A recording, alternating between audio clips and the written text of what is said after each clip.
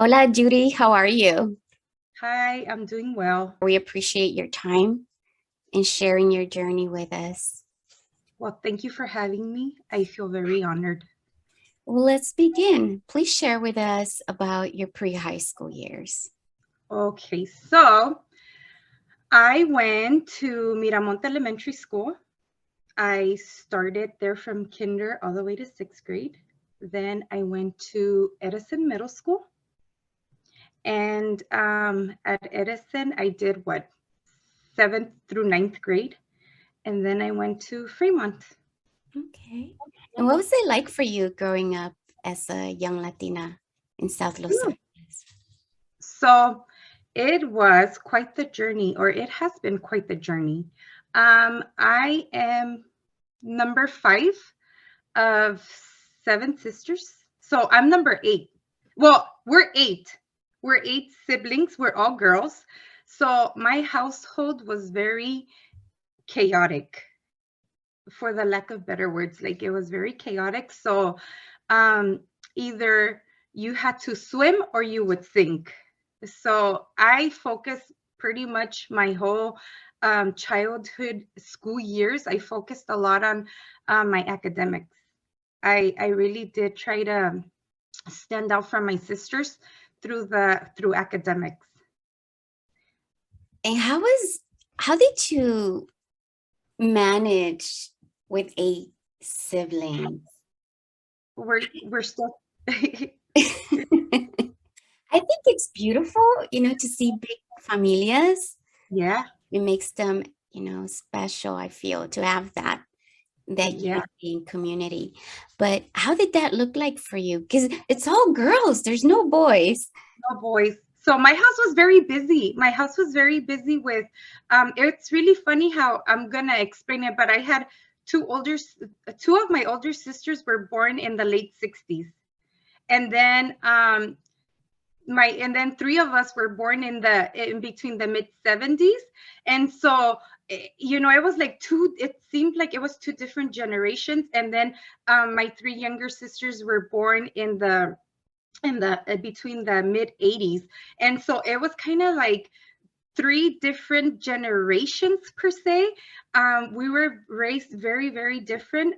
In the beginning, my father and my mother were a little more stricter with my two older sisters, and then they just kind of acclimated to the environment we were in as we were growing up. And then my three younger sisters had very different upbringing than the rest of us did. So I felt like they were less strict as the years were going by. Like my parents at the end, they were like, "Ya no puedo más." And my household was it was a lot of girls needing attention, and we grew up very close, but it was my mom and my dad couldn't give us all the attention. So we did have to, you had to stand out. Wow. I admire your parents because it must be very tough to raise eight children. Yeah, it was. The memory that comes to my head about like growing up, like I remember my dad was very important to me. He recently passed away in during the pandemic. And so, but my dad was very in love with learning. He, if anything that I take from my father was his love for always learning. And when he immigrated to this country in the 60s, he was kind of the last group of the braceros. And so when his father was a part of the bracero movement. And so when he came to the United States, he went to LA high school to learn English and learn music. And so he tells us the stories of how he enjoyed going to school and he wanted to keep going to school. So I've always remembered, like, to him, even though he didn't say like education is important, like I knew to him education was important. Wow. And so he was the first in his family to come to this country. So he was like, everybody ended up coming. Our house was the one stop. You cross the border, you stay at our house, you learn the fundamentals of living in America, and then you move on. And then the people my parents opened, the family members that we opened the doors to, ended up doing really, really great things for themselves. So, I'm happy to see that for my cousins and aunts and uncles that came our way. That's wonderful. That's very inspiring. Yeah. So thank you. Thank you for sharing. And we're really sorry to hear about your dad. Oh, thank you. There was so much loss during the pandemic. Yes, there really was. And losing a parent during the pandemic, definitely, any type of loss, any type Yeah. of loss, definitely. However, I feel that those who lost a family member during the pandemic lost a lot because you were not able to be with them in the hospital. Yes. So, that's just a little glimpse of, the big picture, but yeah. Yes. It definitely looked very different during the pandemic, for sure. Thank you Yes. for sharing. Who inspired you as a teenager? Well, you know, I have definitely it was not nobody famous. Definitely it was nobody famous. It was actually my second grade teacher, and it was my sixth grade teacher. So Mr. Gurna and Miss May were two teachers that would just, I don't know, they stand out to me in my childhood. And definitely my older sister Elizabeth, and then my parents for sure. So I don't have one. I have many people who inspired me. My second grade teacher, just um, I feel like when I was in second grade, I feel like I learned so much. I learned so much, and my second grade teacher was the perfect person to help me open my eyes to many things, like basic stuff. Like I remember what time I was coloring, and I was just coloring, like, and he's like, no, Judith, coloring is an art. And just like him explaining that coloring, what the way you color is important, it just like resonated. And just little things, how he took the time to explain things to the point where it made sense. I will forever be grateful to him. I do have a connection with him.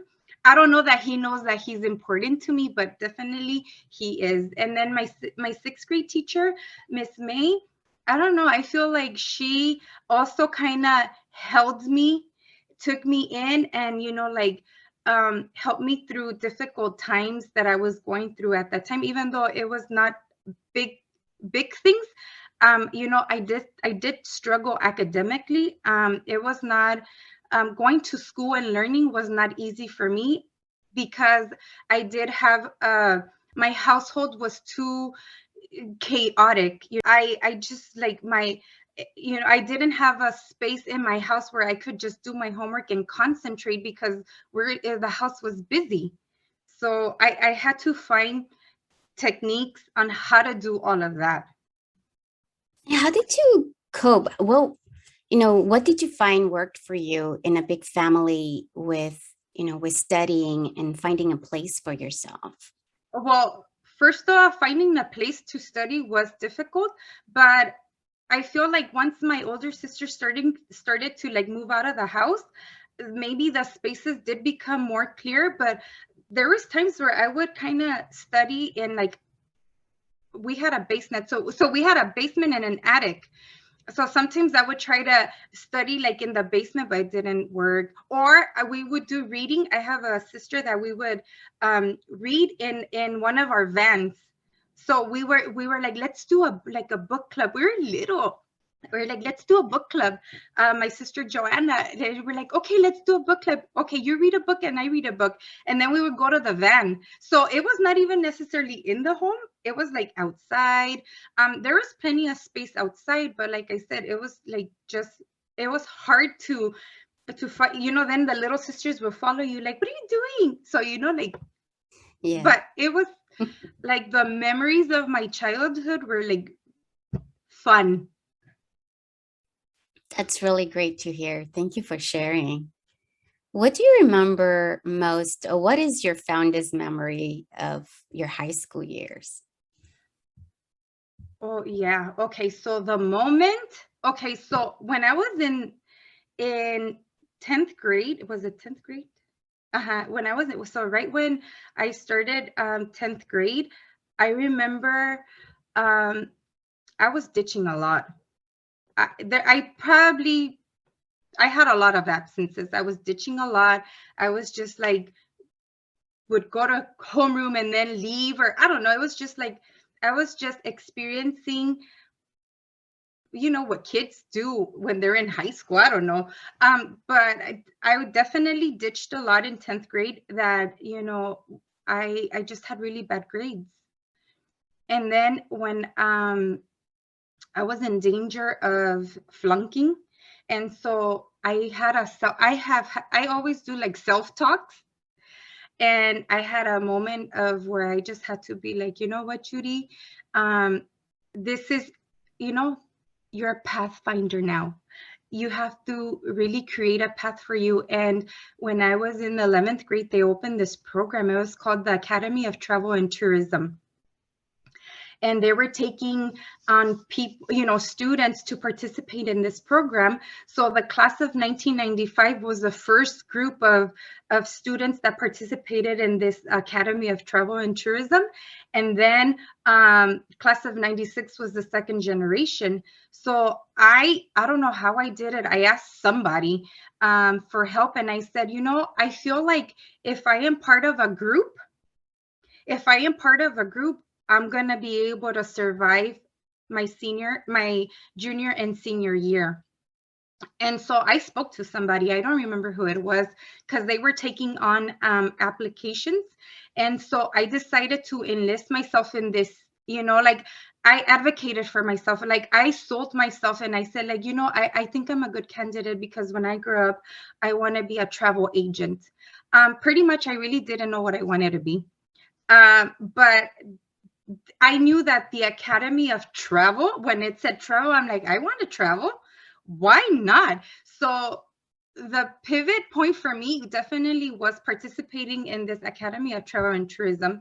When I came into this program, they were just it was like a pilot program. So they didn't know if it was going to continue or if it was going to be something that was going to last, like other programs that I know still exist at Fremont that existed when I was a student. They're like the Magnet program, and I think it's the Mesa program, or another program. But those programs that are like really, they're strong programs. So I wanted that for my new program. And so I decided that, I was going to speak. I don't know how I did it because I'm kind of, well, people say I'm not shy, but I am kind of shy. So um, I decided that I was going to speak to the assistant principal who was going to handle who was handling the program. And I said, like, why don't we have like to invite, to entice the students? Why don't we have like a committee, like president, vice president, secretary, treasury?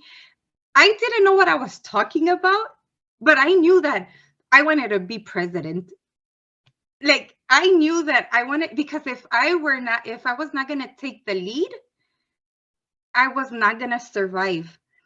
I was just going to give up. And so I decided, and I decided that when I spoke that I was going to run for president of the Academy of Travel and Tourism.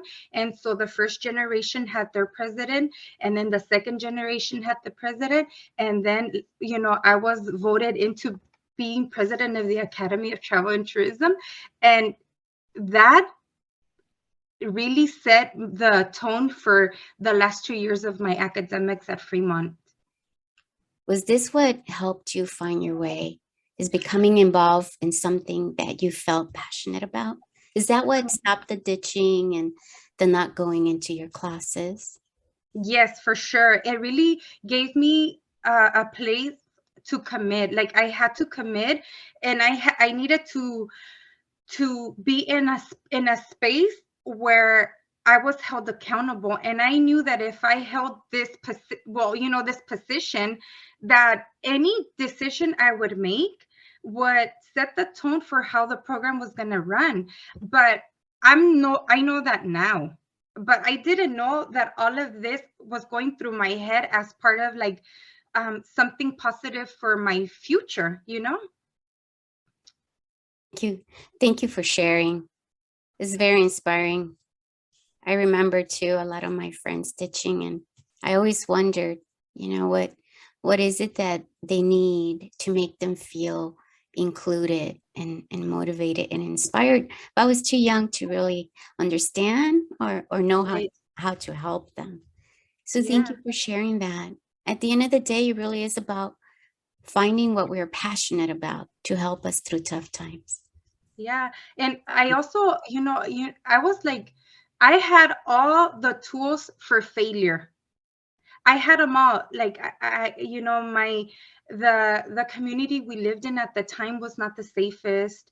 We had just I remember experiencing the riots.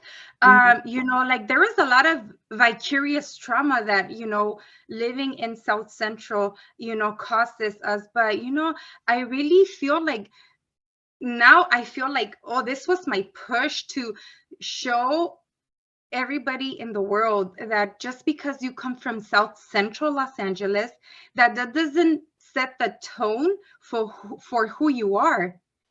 It really doesn't. Like I continue to reside in South Central Los Angeles, but now it's called South LA, so people don't get scared. But I still say, I live in South Central, and I say it so proudly because I am not embarrassed of where I came from. My parents worked so hard to buy a house, to settle us here, and this was the best they could do for us. And I do not for one moment regret it. I am so proud of my roots. I am so proud of where I come from. I'm so proud that I still live in South Central, because you know how many educated people continue to reside here, and people now want to move here, and I was born and raised. Like I feel so proud. Like, and Yes. I tell my friends, like, it's really gonna be so hard to take me out of here because I'm so rooted. My heart is here, my soul is here. But eventually I'm sure I would have to leave. And when that time comes, then it'll happen. It's very powerful. You've seen the community through many changes. Oh yes, I've seen it right now go through the gentrification. I was out there picketing, fighting for the fact that they're removing our Florence library, and now I am part of. I started to become more involved in my community. So recently, I started attending the community meetings because I need to know what's going on. And, I'm just looking forward to what the future has for my community, because that'll impact Fremont too. That impacts Fremont students as well. How has the community changed from, late 80s, mid 80s, 90s to now? What have been the major changes? Well, what I've seen as a major change is in the 80s, it was more African American community. And then it started, and then the violence aspect of all this also, well, I live in the Florence Firestone district, which impacts Fremont too, because it's part of it too.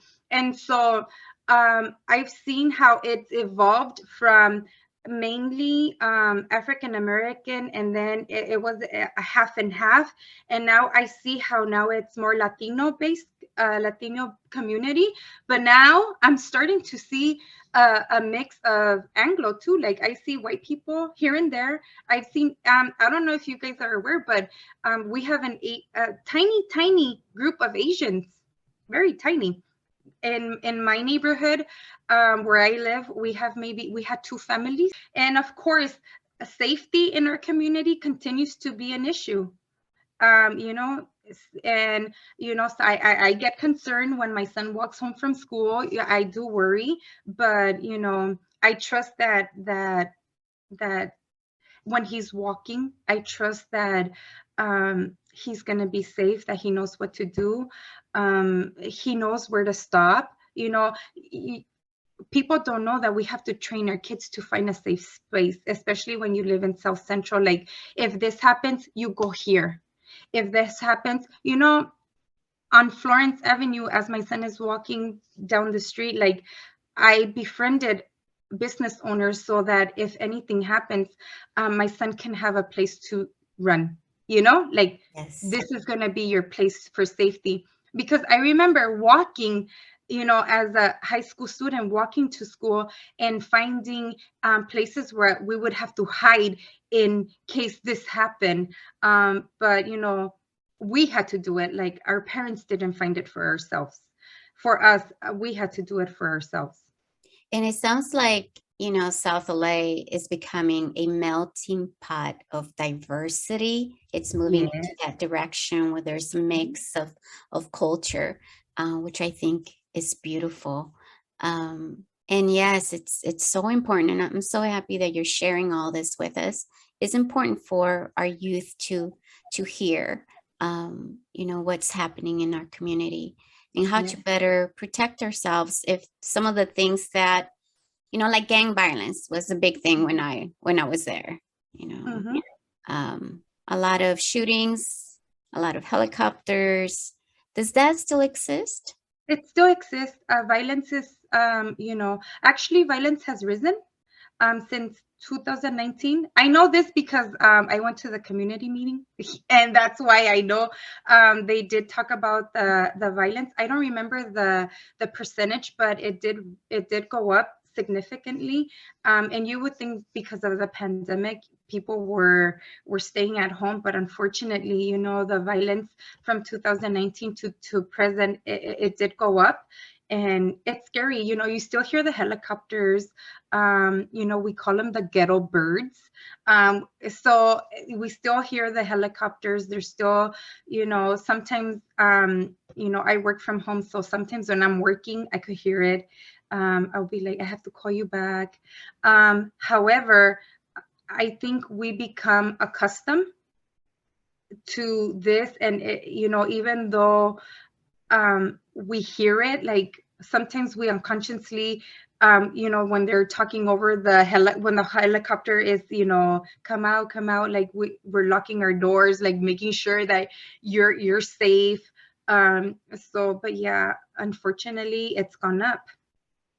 We've read several stories, and we were sharing in one of our interviews, how is it that our stories remain so similar with, the shootings and the gang violence, and violence seems to be going up instead of going away completely, Yeah, which is really heartbreaking to hear.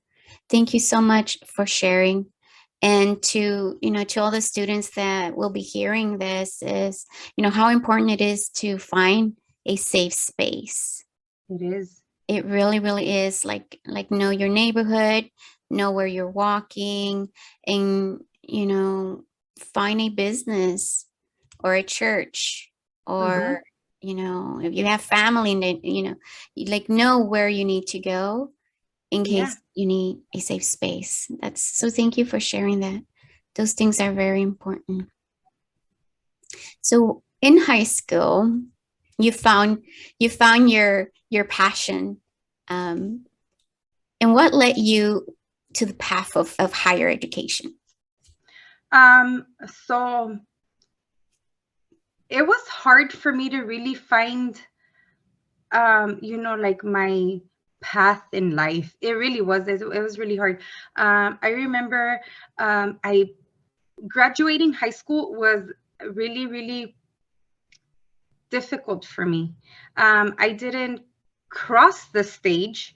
I didn't have that privilege to cross the stage because I couldn't pass the competency test, and so I don't know why I was struggling.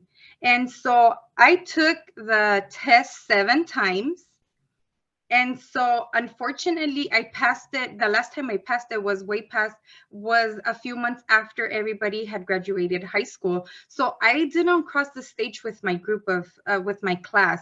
I ended up getting my high school diploma outside in January of 1997. And so in the eyes of my father, he was a little bit sad because he didn't get to see me cross the stage. And so I just, after that, that period of time from June to January, those couple of months that I spent trying to, without a high school diploma, I went and I got a job at, Kmart, and I just didn't like it. I was like, this is not for me. This is not for me. But I couldn't enlist in community college because I didn't have a high school diploma. So I struggled. But one day I went to my old elementary school, and then I spoke to my old PE teacher, Mr. Lopez, and I told him, like, I don't have my high school diploma, but I'm gonna work on it. And he's like, well, when you get your high school diploma, come and apply here at Miramonte. I said, okay. I'm like, you guys have jobs? They're like, yeah, but you have to go to college. So I was like, I mean, I could do that. He's like, yeah, but you have to be a teacher when you complete your course. This is for um who want students who want to become teachers. I'm like, well, I could do that, but in my heart, I don't think I really wanted that, but I was gonna do anything to, and unconsciously, I was gonna do anything to be part of a group that were gonna give me positive reinforcements. And so I knew that if I go to school, I had a job lined up already. Like, it was guaranteed, because I spoke to the assistant principal at that time, and she's like, yeah, just as long as you bring me your high school diploma and you bring me your college enrollment, we could get you a job. So I said, I'm gonna do this. So if it weren't for that, um, I didn't know that college was for me. I was just I was just going for the job. And so once I finally passed the test after 7 times, and I always struggled with taking tests, even in elementary school.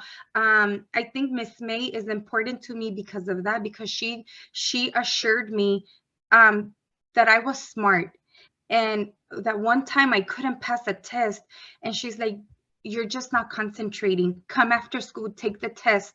I took the test and I passed it with 100%. And she showed it off. She was like, oh my God, Judith passed the test. I know she didn't cheat because I was there. It was only her and I. And I remember, I'm gonna have to concentrate. I'm gonna be the student that is gonna have to take all the notes, that is going to have to study, that is going to have to find the space and the tools to thrive. Because I struggled, like, all my academics was a struggle. Even in college, I struggled. I doubted my intelligence.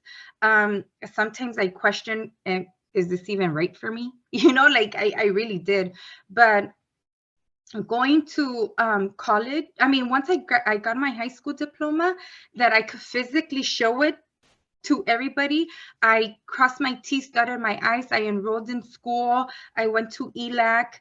And then after that, I got hired at Miramonte as a teacher's assistant. And I was kind of like, my dad always said, like, Judy, don't be mediocre. He thought he lived his life with a lot of mediocrity, because he says he left everything half, that he did everything half, that he didn't finish a lot of things. But I would always tell him, as an adult, I would always tell him, like, Dad, you just don't know how much you accomplished, because you didn't get to fulfill that one thing you really wanted, but you fulfilled so many other things. And so with that said, like, I had it in my head, like, my dad always said he didn't want us to be mediocre. And so I if I stop doing things, I was like, if I stop going to college, that means that I'm gonna be like just everything in half. Like, no, I have to finish. And once again, I struggle with math, and the community college would not take me anymore because of the math component. I'm like, wow, what am I gonna do? So I found the University of Phoenix. They took all my credits, and I said, I'm gonna focus. I focused, and I completed my bachelor's at the University of Phoenix. But I struggled. I really did struggle. It was not a walk in the park for me. Wow. Thank you. Thank you for sharing. That's it's really powerful. Because you kept pushing through, even though you didn't know which way, and that is something that we all experience. For young people are out there to know that are listening, we all experience times where we just don't know which direction we're going to take, or we're struggling with certain subjects, and the key is to keep pushing and learning to ask for help. Yes, definitely. I mean, honestly, I don't think I've ever like um gone through a journey all by myself. Like, when we go through life, like, we need people, we need support systems. And that's one thing I've learned that as long as you have a good support system, like, they don't have to do everything for you. You just need somebody to tell you, like, échale ganas, do what you can do. Do you need help with this? Like, as long as you have one supporter, and you have to surround yourself with like-minded people. There's nothing like surrounding yourself with like-minded people, because if you surround yourself with people who are not like-minded, it's going to be harder for you to get to your destination. It really is going to be so much. It's I don't I because I remember I was hanging out with the round crowd when I was in 10th grade, and all we were thinking of was ditching, until I decided for myself, like, okay, I'm done with this. I don't think this is going to be like, I did not see myself. First of all, I did not see myself dropping out, but my decisions were leading to that path. I'm like, no, no, I want to move on to something bigger and better. Wow, so many young people are experiencing what you've been through. For everyone out there that's listening, we all have it. You have it. You have drive, you have willpower, you have Mhm. determination, resilience, strength. We have it in us. It's just sometimes, especially and it's not about age, actually. Sometimes we don't realize that that is inherently in us.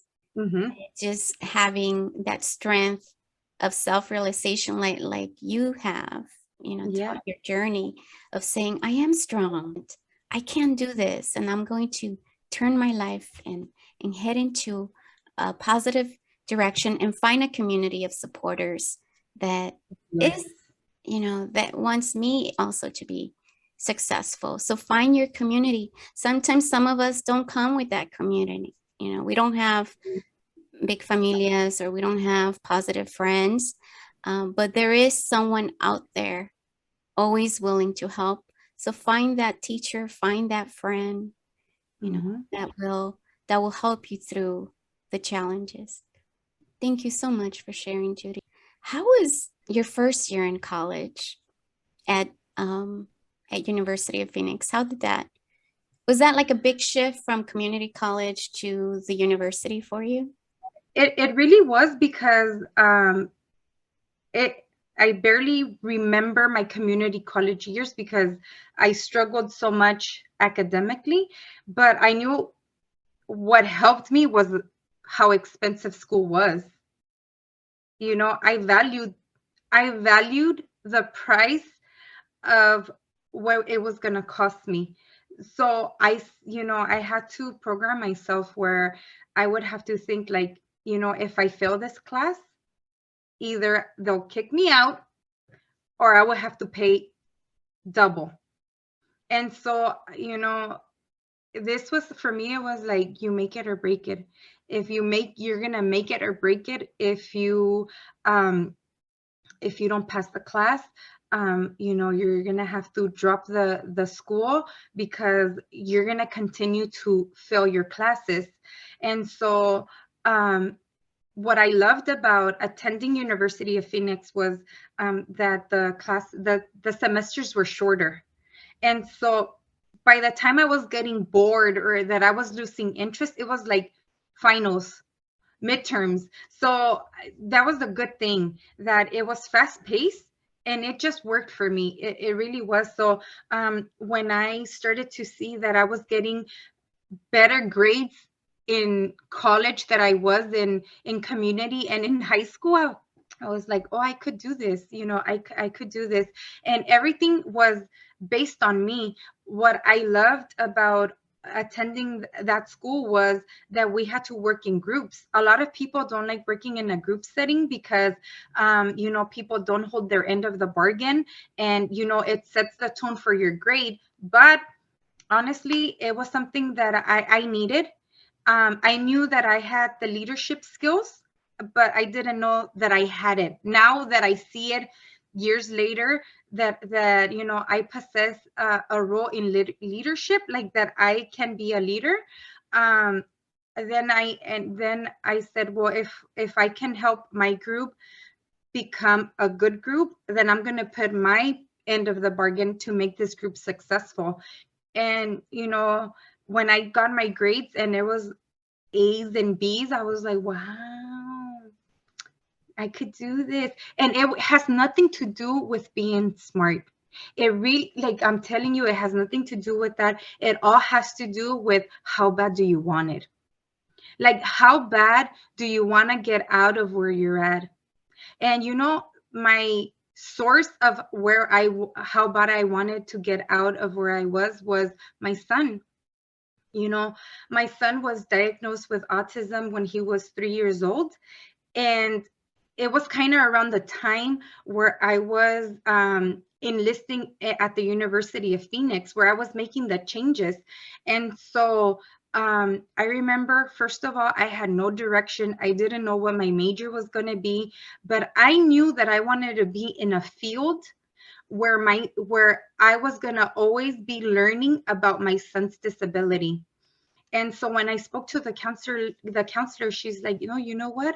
Um, you would be good at majoring in human services, and you could do this and this and this with your bachelor's. And I said, well, let's try it. So I was really successful in my academics in that, and I thrived, and I knew that I wanted to always be in the direction of either mental health or anything that had to do with disabilities. So definitely my driving force for success was also my son. Well, thank you. Thank you for sharing. That's very motivating and very inspiring. Thank you. Thank you. Our children are everything. I agree. Thank you. What motivated you to, so you graduated from University of Phoenix, and did you automatically know that you already wanted to pursue a master's degree? No, I was done. But then, I'm a learner. I don't know if it was like what I had in the back of my head. Like my dad, my dad even went to ELAC. My dad went to college. My dad, even though it was not to pursue a career, my dad was such a adult learner that I think I learned it from him. Like I really do feel that he set the tone for what I wanted for me in academic life. I know that I am going to be a lifelong learner. I can see myself enrolling in school soon and doing something else, maybe not like a master's or anything like that, maybe a certification program in a field that is not like what I am doing. I don't know. I just know that I like to maintain my brain busy. However, I'm just learning this. It's not something that I've always known. It's just something that I want to continue to thrive. And getting my master's degree, I didn't pursue it until maybe 8 or 9 years after I got my bachelor's. So it was not something that I wanted to, but I know that if I want to go up in the scale of, you know, in the financials, I would have to pursue my education and go on a higher education. And I feel like earning my master's, you know, I received it like right before the pandemic. So I haven't been able to take advantage of that. However, it set the tone for me helping my son open his business, because I have the skills for that. I have a good eye for helping people identify, oh, you know what, you should do this. Like I could, like if you're talking to me and you're telling me like I have an idea, I want to harbor your idea and I want to help you make it a dream. I make it a reality. Like what, I try not to be too intrusive, but if you're passionate about it and you talk to me about it, I'm passionate about it with you, so definitely, my son, he was worried about his future, and he said, Mom, I'm worried about becoming an employee, and I don't like customer service and this and that. And I'm like, well, think about a business, and let me know what you think. He has autism, so I was thinking like maybe something that has to do with sorting, and I would bring up, ideas, and he would be like, no, no. And one day we were in Mexico for a month, and he's like, you know what, Mom? I want to open a business, and I want it to be, I said, how about soaps? How about this? How about candles? How about this? And he's like, let's do candles. I'm like, candles? Okay, let's do candles. So, of course, I had to learn everything, the ins and outs about candles, so I could teach him in a more simplified way. So that way he could grasp it. And now he runs his business. And of course, it's at his pace. I don't rush him to do anything outside that is not comfortable for him. He loves to do the pop-up, shops. He loves to go to the pop-ups and sell his business. And even though he has really good communication skills, so when people ask him about his business, like you could see the passion that he loves his candle business, and I'm proud of him for that. Wow, that's pretty amazing. What is the name of his business? The name of his business is Vela Lobo Candle Company. Oh, that's beautiful. He's Yes, finding his path too. yes, definitely. He's also a pathfinder. He's making his path just like you made your path. Yes, That's very most inspiring. definitely. Please share with us your career path.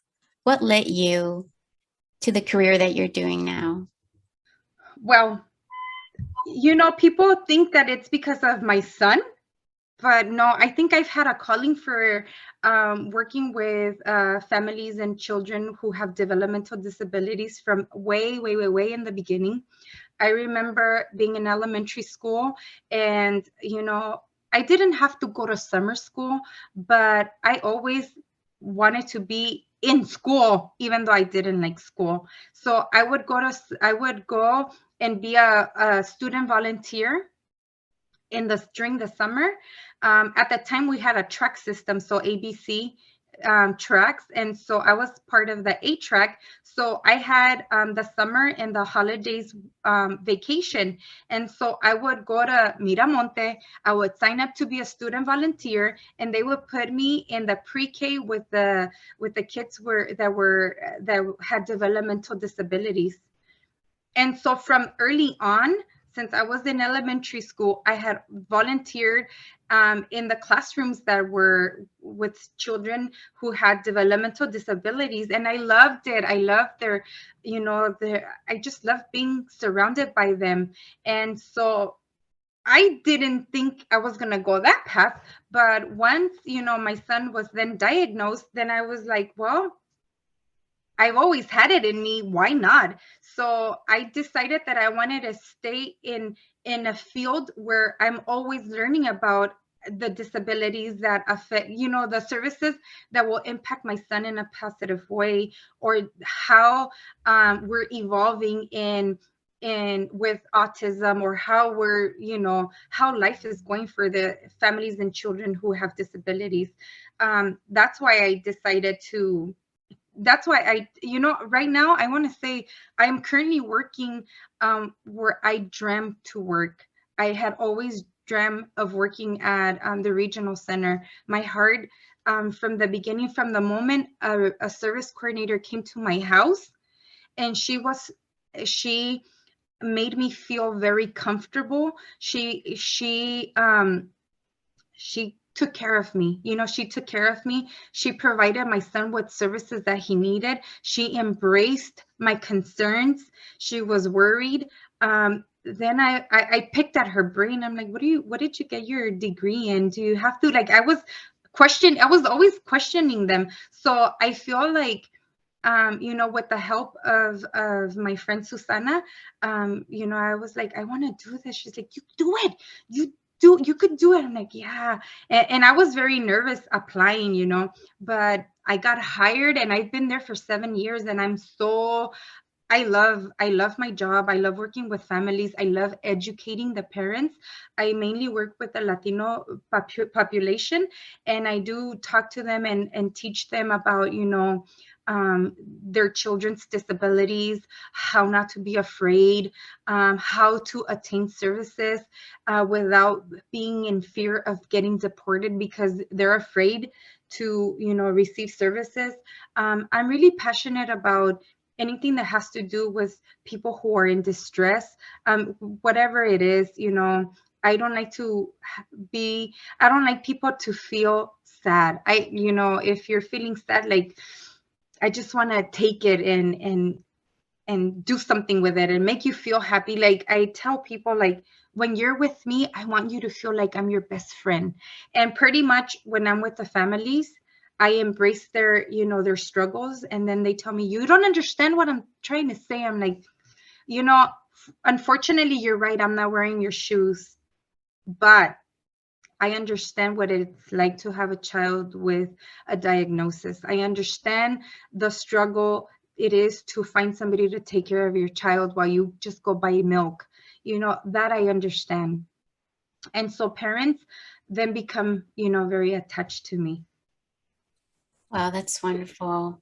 We need more service coordinators out there that have your heart and your spirit to help, our community, nuestra comunidad, need Yeah. us. It needs us in a lot of different ways. So thank you so much for doing what you're doing for our community. And I was going to ask you, what advice would you give to students who have a parent or a sibling who has disabilities? My son is an only child, and one of the struggles for him is the fact that he doesn't have a sibling, right?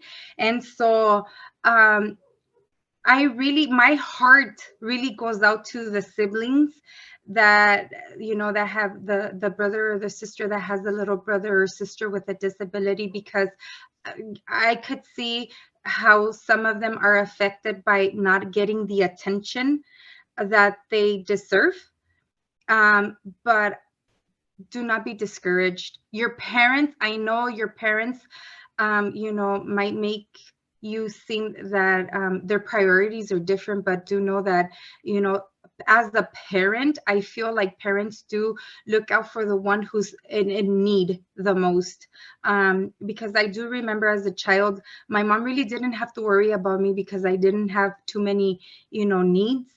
So on the other hand, I do have a sister who suffered from epilepsy, so we had to take care of her too. So I'm just remembering that she no longer has that. She no longer suffers from a seizure disorder. But growing up, I remember my mom would tell us, like, you la tienen que cuidar. We had to be very careful with her crossing the street. She had to walk in between us, like my sister Joanna and I. We had to, like, walk her, and we had to take care of her. He really did. But I don't think for those siblings, keep keep thriving, go to school. Definitely, if the field in if your calling is to work in the field where your siblings can be affected in a positive way, do it. Some students, I know they don't want to, but I see kids who have their siblings, and then I go to their house and I always talk to the sibling. Like, I not only talk to the individual, if they possess the ability to speak, but I also have a moment with the siblings and I acknowledge them, like, thanks for helping your brother.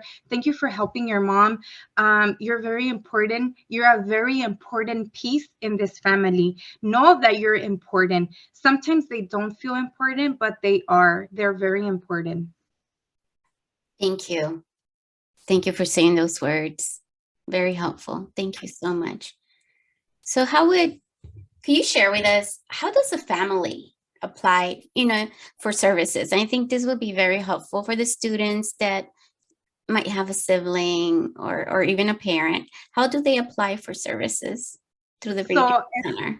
yeah, it's fairly easy. So usually, if you're born with a condition, if you are born with a condition, whether it be Down syndrome, sometimes they're born already with, like, the moment they're born with the seizure disorder, or whatever the case is. Cerebral palsy is one. The social worker at the hospital will refer them to apply at the regional center.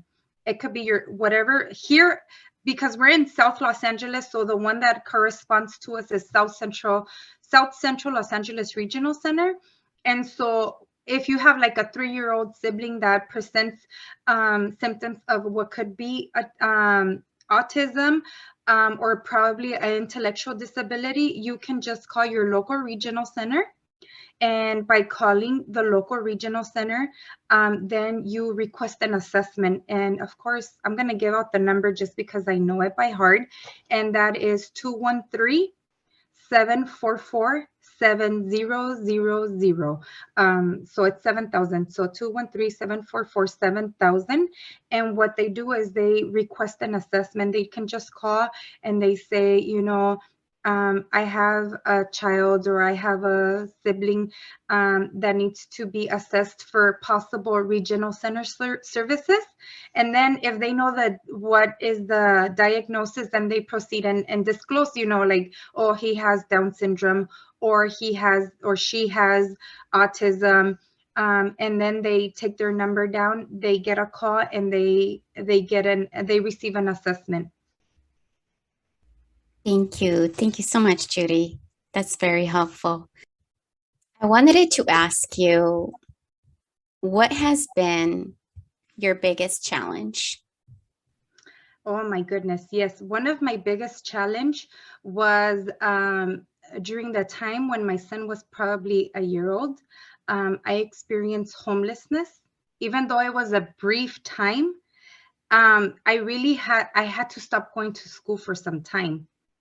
And because I couldn't find a place to stay, and wherever I would have landed, I would have to stop going to school. So I ended up dropping out of college at the University of Phoenix for maybe 2 years. That way I could, pick up myself and find a place to live. It was a short-lived period. However, it was a time of distress because I lost everything. I lost my job. I lost my academics. I didn't have a place to live. Fortunately, my son's godparents took me in, but it still didn't feel like home. I did surround myself with people, like I keep saying, surround yourself with people that are going to help you and that are like-minded people. And because of their help, I knew I was going to be okay. They kept me in their house for as long as I needed. It was, temporary. It was 3 months, but it was long-lived.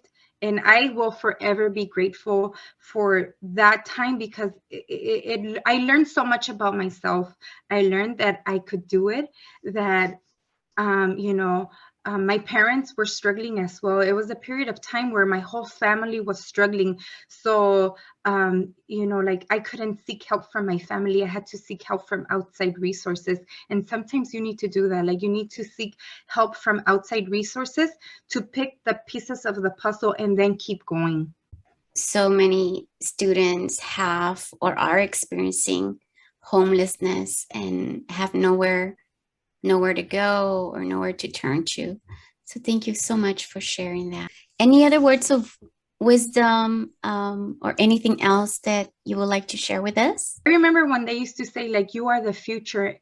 And I didn't understand the intensity of what this word really is, but it's very, very intense. So, what I have to say for the younger generation and you guys, first of all, I would say go to school if it's your calling. If it's your calling, go to school. And you know what your calling is, because I know that school's not for everybody. But if you have the opportunity, do it. Do it because it is very rewarding. And not all the fields will make you rich, especially if you work in a field where, it's serving a population, definitely, it's more like rewarding in your heart and your spirit than it is financially. So know that. But school's very important. If it's not for you, find a trade. Trades are great. My father was a welder. That was his trade. And my father did really, really good in that field. He was very skilled. And if you have a talent, pursue your talent, whether it be candle making, whether it be cake making. I make cakes on the side. I love to bake. I'm always like making cakes. So always have your side hustle and always do something positive for yourself. Always do something that you like to do, something, a hobby that can get you money, a hobby that could relieve your stress. Have many hobbies, not just limit yourself to one. Learn new things. I feel like learning is very important. It's really good. So when you get older, your possibilities of having Alzheimer's is less.